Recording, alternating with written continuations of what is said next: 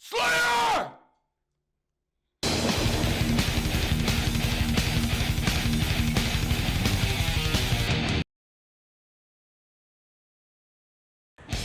안녕하세요, 헤드뱅어입니다. 제가 처음으로 다룰 주제는 제가 우주에서 가장 좋아하는 헤비메탈 밴드인 슬레이어라는 밴드에 대해 한번 알아볼게요.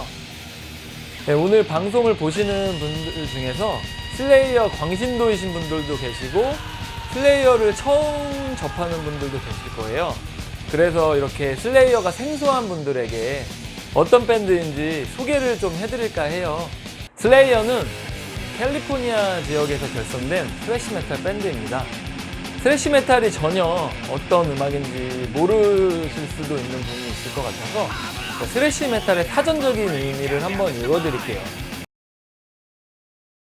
아주 초간결하게 말하면은 존나 빡세고, 존나 빠르고, 존나 시원시원하고 스트레스 풀 수 있는 그런 아주 훌륭한 음악입니다. 네, 슬레이어는 메탈 음악계 아주 큰 회돌군 메탈, 또 강한 음악을 이제 설명할 때 빼놓을 수 없는 그런 밴드죠. 스래시 메탈에 있어서 가장 많이 알려진 밴드는 메탈리카라는 밴드예요. 메탈을 잘 모르더라도 메탈리카라는 밴드 이름을 한 번쯤은 들어보셨을 거예요. 메탈리카와 슬레이어를 쉽게 한번 이해할 수 있게 비교를 하자면 제가 국내 예능인에 한번 빗대서 얘기해 볼게요. 이제 유재석 씨와 김구라 씨가 있는데 메탈리카를 유재석 씨라고 하면 슬레이어는 김구라 씨라고 이렇게 표현하고 싶어요. 성향이 뭔가 메탈리카 유재석 씨는 대중적으로 굉장히 유명하기도 하고 많이 알려졌고 누구나 좀 쉽게 다가갈 수 있고, 슬레이어나 김구라 씨는 처음에는 뭔가 다가가기 어려울 수 있지만 한번 빠지면은 헤어나올 수가 없고 굉장히 매니아적인 그런 느낌도 있고 어그레시브한 그런 면모, 그런 면이 굉장히 비슷한 것 같습니다. 자, 이제부터는 본격적으로 슬레이어가 어떤 밴드인지 알아볼게요. 자, 1980년도로 갈게요. 칠레에서 이민을 온 한 가족이 있어요. 그 중에 톰 아라야라는 사람이 있어요. 그는 훗날 슬레이어에서 보컬과 베이스를 맡게 됩니다. 그 당시에 톰은 트레이드 윈드스라는 밴드에서 베이스를 연주하고 있었어요. 그리고 같은 팀의 리드 기타리스트였던 사람이 이제 밥벌이로 기타 레슨을 하고 있었는데 그 제자 중에 한 명이 캐리 킹이라는 인물이에요. 그때 제자 중에서 아마 기타를 제일 잘 쳤다고 합니다.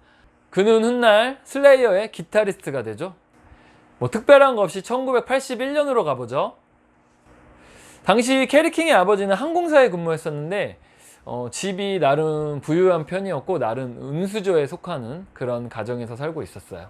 이후에 캐리 킹은 한 밴드의 오디션을 보러 가게 되었었는데요. 그때 제프 하네만이라는 이제 기타리스트를 알게 돼요. 이 인물도 훗날 슬레이어의 기타리스트가 됩니다. 그리고 캐리 킹과 같은 동네에 데이브 롬바르도라는 인물이 살고 있었는데 그는 학교 생활을 하면서 피자집에서 이제 피자 배달하는 알바도 하고 있었어요. 이때 데이브 롬바르도는 드럼을 연주했었는데 그 동네에서 캐리 킹에 대한 소문을 들은 거예요. 기타도 되게 잘 치고 집도 잘 살아서 여러 종류의 기타도 있다. 이렇게 해서 데이브 롬바르도는 이제 캐리 킹한테 관심을 갖게 되고 어느 날 이제 캐리 킹 집에 찾아가서 인사를 하는 거예요. 안녕, 나 데이브 롬바르도야. 너 기타 잘 친다며? 너네 집에 기타도 많고 우리 음악 얘기도 해보고 같이 연주도 해보자. 이렇게 하면서 둘이 알게 된 거예요. 그렇게 해서 캐리 킹이 제프 하네만한테 제프야, 너도 와봐. 여기 드럼 치는 애 있는데 우리 셋이 한번 연주해보자. 그렇게 해갖고 이제 셋이서 같이 이제 합주도 하고 재미삼아서 연주를 하고 그렇게 시간을 보내고 있었겠죠. 이렇게 연주를 하다 보니까 이제 보컬이랑 베이스가 필요한 거예요. 그때 이제 캐리 킹이 생각해낸 게 톰 아라야였어요. 그래갖고 이제 톰을 불러가지고 우리 이렇게 있는데 너 딱 오면 된다. 베이스 없다 해서 이제 톰도 흔쾌히 승낙하게 된 거죠. 그렇게 해서 전설적인 슬레이어가 1981년도에 결성하게 됐습니다. 굉장히 다국적 밴드죠. 보컬은 칠레, 드러머는 쿠바, 또 기타리스트는 미국인들인데 제프 하네만은 이름이 하네만인 걸로 봐서는 아마 그 혈통 중에 독일인이 끼어있지 않았을까 이렇게 생각도 돼요. 이때까지는 토마라 집에 있는 창고에서 카피를 하면서 카피 밴드로 소규모 클럽에서 공연을 하곤 해요. 자, 이제 1982년이 됐어요. 슬레이어는 영국의 베놈이라는 밴드한테 깊이 빠져들게 돼요. 그들의 사상이라든지 그들의 음악에 굉장히 심취하게 되죠. 슬레이어 멤버들은 아직 나이가 어려서 좀 바빴어요. 왜냐하면 토마라야 같은 경우는 이제 병원에서 호흡기 임상치료사로 근무하고 있었고, 나머지 멤버들은 뭐 학교도 다녀야 되고 아르바이트도 해야 되고 했는데, 특히 데이브 롬바르도는 뭐 학교 다녀 끝나면 또 피자 배달해야 돼, 또 빡세게 드럼도 연습해야 돼, 그리고 또 여자친구가 있었어요 그때. 근데 또 혈기왕성하니까 막 똑똑 막 쳐야 되니까 바쁜 거예요. 바빠. 그리고 그 당시에는 전직 저널리스트였던 브라이언 슬라겔이라는 사람이 메탈 블레이드 레코드라는 걸 차려서 헤비메탈 컴필레이션 앨범을 내기 시작해요. 그때 제일 유명했던 게 메탈 매서커 1의 Hit the Lights. 그 후에 슬라겔이 클럽에서 슬레이어 공연을 보게 되는데 슬레이어 공연을 보고 완전 뻑 가게 되는 거예요. 그래서 백스테이지로 찾아가가지고 이제 슬레이어를 슬슬 꼬시기 시작하는 거죠.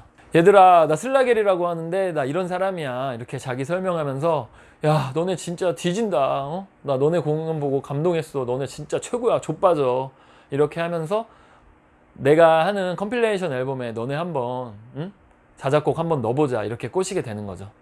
슬레이어 멤버들은 좋아, 한번 해보자, 그렇게 하게 되고 그 메탈 매서커 컴필레이션 앨범인 메탈 매서커 파트 1, 2도 이제 주의 깊게 들어봐요. 반복해서 듣죠. 근데 이제 슬레이어 멤버들이 그거를 듣고 느낀 게, 야, 너네 다 족가, 우리가 너네 다 발라버릴 거야, 제일 빡센 걸로 우리가 너네 다 죽여버릴 거야. 그렇게 이제 마음 먹게 되죠. 그리고 슬레이어 멤버들이 어그레시브 퍼펙터라는 곡을 녹음하게 돼요. 슬라겔이 그걸 딱 듣자마자 오 마이 갓, 이게 대박이야 하면서 지금까지 이거 없었던 거다, 개빡세다, 이거 메탈리카 히트 더 라이츠 못지않게 이거 강한 임팩트를 줄 수 있겠다 해갖고 그거를 이제 딱 첫 곡으로 넣어야겠다, 이렇게 생각을 하고 마음 먹게 돼요. 그리고 이제 1983년이 되고 메탈 매서커 파트 3가 이제 세상에 발매를 하게 되고, 그 이제 슬레이어는 정규 앨범을 녹음하기로 하고 슬라겔과 계약을 하게 되죠. 그리고 열악한 환경에서 레코딩을 하게 되고, 그렇게 해서 세상에 나온 앨범이 바로 시오노 머시입니다.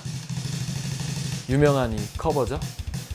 당시 메탈 블레이드는 돈도 없고 아주 열악한 회사였어요. 약간 그렇고 좀 약간 쌈마이 그런 느낌의 회사였는데, 이게 없으니까 메탈 블레이드 형편으로는 이걸 제작을 할 수가 없는 거예요. 그래서 이제 병원에서 일했던 토마라야가 월급 이제 모은 거랑, 이제 캐리킹 아빠가 이제 어느 정도 좀 이제 옷가네가 있으니까 이거를 이제 투자한 거예요. 캐리킹 아빠. 슬레이어 1집은 아직 다듬어지지 않은 그런 원시적인 느낌? 슬레이어 스타일이 아직 완전히 확립되지 않은 그런 느낌이었어요. 뭐 이 앨범은 음질이 다소 조악하긴 하지만 저는 뭐 지금 들어도 꽤 들을만한 앨범 같고요. 첫 번째 트랙 에빌 해스 노 바운더리스 같은 경우는 그 코러스를 또 하나의 또 아주 굉장한 드러머죠. 진 호글란이라는 드러머가 여기에서 코러스를 하게 돼요. 어떻게 된 거냐면, 호글란이 슬레이어 이제 같은 동네 친구 겸 드럼 연주하는 사람이었는데, 레코딩 하는데 놀러 왔다가 이거 좀 뭔가 좀 허전하다 해가지고 동네 약간 할 일 없는 한량 친구들 있잖아요. 일정한 직업 없이 그 동네를 배회하던 친구들 몇 명 불러가지고 같이 이렇게 코러스를 했는데, 그게 좀 임팩트 있게 들어가서 에빌 해스 노 바운더리스 같은 경우는 진 호글란이 코러스로 도움도 줬다, 이런 에피소드가 있고요. 제가 추천하고 싶은 곡은 블랙 매직이라는 곡이에요. 지금도 라이브에서 항상 연주되고 슬레이어의 미래를 암시하는 그런 아주 훌륭한 곡이죠. 특히 추후에는 라이브에서 이제 그 블랙 매직을 연주할 때 데이브 롬바르도가 피디는 아주 굉장히 기가 막혀요. 데이브 롬바르도를 짧게 설명하자면 이런 또 메탈 드러밍의 한 획을 그은 드러머예요. 스피드면 스피드, 파워면 파워, 지구력이면 지구력, 빼놓을 수 없는 그런 드러머고요. 메탈 드러밍 하면 누구다? 데이브 룸바라도. 슬레이어 이 데뷔 앨범은 미국에서만 2만 장을 팔아치우면서 아주 나쁘지 않은 그런 순조로운 시작을 하게 돼요. 그리고 1984년으로 가볼게요. 1집 이제 음반 판매랑 공연 등으로 어느 정도 이제 돈이 좀 모이기 시작해요. 이때 이제 브라이언 슬라겔이 슬레이어 또 꼬시죠. 야, 앨범 하나 또 내자. 그렇게 해서 계약을 또 하게 됩니다. 이번에 레코딩하게 되는 앨범은 정규 앨범은 아니고 신곡이 3곡만 포함된 그런 EP 성향의 앨범인데, 이때도 레코딩 할 때 굉장히 열악했어요. 그래가지고 드럼 같은 경우는 뭔가 카페트도 이렇게 깔려져 있지 않은 그런 시멘트 바닥에 드럼을 놓고 쳤는데, 데이브 룸바르도가 워낙 이제 파워 있게 드럼을 치니까 드럼이 막 계속 칠 때마다 밀리는 거예요. 다 심벌도 밀리고 베이스 드럼도 밀리고 하니까 그 동네 친구 또 진호 글란 불러가지고 이렇게 부탁 좀 한 거죠. 야, 글란아, 너가 좀 이거 좀 잡아줘라. 이렇게 해서 데이브 롬바르도가 드럼을 칠 때 진호 글란이 실제로 이렇게 잡고 있었어요. 진호 글란 같은 경우는 거구의 드러머예요. 뭐 한때는 뭐 100kg가 넘을 정도의 완전 10대지였는데 뭐 그렇게 어느 정도 한등치 하니까 그런 도움을 줬겠죠. 그리고 이미 진호 글란의 드럼 실력은 데이브 롬바르도보다 한 수 위였어요. 더블 베이스 드럼으로 그 동네에서 좀 유명하기도 했고, 실제로도 진호 글란은 진짜 명드러머예요. 진호 글란이 어떻게 유명하냐면 오른손, 왼손 이거를 거의 똑같이 사용해요. 왼손은 오른손처럼, 오른손은 왼손처럼. 보통의 이제 오른손잡이 드러머들 같은 경우는 왼손이 약해서 트레이닝을 엄청 많이 해야 되는데, 진호 글란은 이거를 거의 똑같이 사용하는 걸로 유명하고, 진호 글란은 이 이후에 뭐 다크 엔젤이라든지 데스, 데빈 다운젠트, 스트래핑 용레드, 뭐 피어 팩토리, 그리고 지금 현재는 테스타먼트까지 뭐 수많은 밴드에서 활약을 하게 돼요. 그렇게 해서 헌팅 더 차펠이라는 EP 앨범이 발매되게 됩니다. 여전히 조악한 음질로 녹음은 됐지만 곡들이 워낙 좋아서 매니아들은 이 앨범을 아직도 굉장히 좋아하고 있고요. 특히 이 앨범에서 케미컬 워페어라는 아주 폭주기관차 같은 정말 지금 들어도 굉장히 빡세요. 이 곡이 이제 첫 곡으로 실리게 됐는데, 슬레이어 라이브에서도 지금도 거의 빼놓지 않고 항상 연주되고, 이 곡은 거의 마지막에서 2번째 아니면 3번째 재미를 장식하는 부분에 항상 연주하게 됩니다. 이때 헌팅 더 차펠이라는 곡이 있는데 가사가 너무 불경스럽고 너무 막 살벌해가지고 빌 매토이어라는 엔지니어가 음료수를 먹다가 와, 이거 너무 막 빡세가지고 이걸 다 엎어버려요. 음료수 먹던 거. 네, 앨범을 또 냈으니까 대대적인 투어를 합니다. 이때 투어 들 때도 뭐 정식 월급을 막 많이 줄 정식 스텝이 없으니까 진호 글란이랑 토마라야의 친동생인 자니 아라야를 대동해서 투어를 들게 돼요.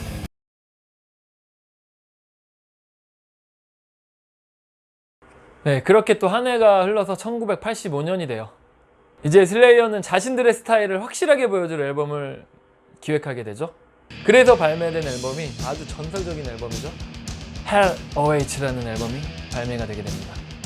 이 앨범은 진짜 표지부터 살벌해요. 지옥이 연상되는 그런 화끈한 앨범 커버가 아주 인상적입니다. 이 앨범은 정말 타협이랑 잡이 없는 그런 살벌하고 강력한 그런 음악을 들려주는데요. 특히 데이브 룸바르도의 드럼질이 정말 상상을 초월합니다. 정말 거의 전곡이 명곡인 앨범이에요. 추천곡은 앨범 전체. 2집까지만 해도 조금 아쉬운 게 레코딩이 아직까지는 좀 마이너 레이블이기도 하고 레코딩한 수준이 그렇게 높은 시절이 아니기 때문에 이제 다음에 나올 3, 4, 5집에 비해서는 좀 아쉬워요, 많이. 그래서 보통 슬레이어 명반을 이후에 나오는 3집, 4집, 5집으로 꼽는 분들이 많은데요. 그래도 빡센 음악을 좋아하는 매니아들 사이에서는 3집과 함께 이 2집을 최고로 칩니다. 저 같은 경우도 제일 좋아하는 게 바로 이 2집이랑 3집 앨범입니다. 이제 언더그라운드에서 이름을 많이 알린 그들이에요. 그럼 이제 어디로 가야 될까요? 이제 곧 메이저 데뷔를 하고 승승장구하게 되는 슬레이어를 다음 편에서 만나 보겠습니다.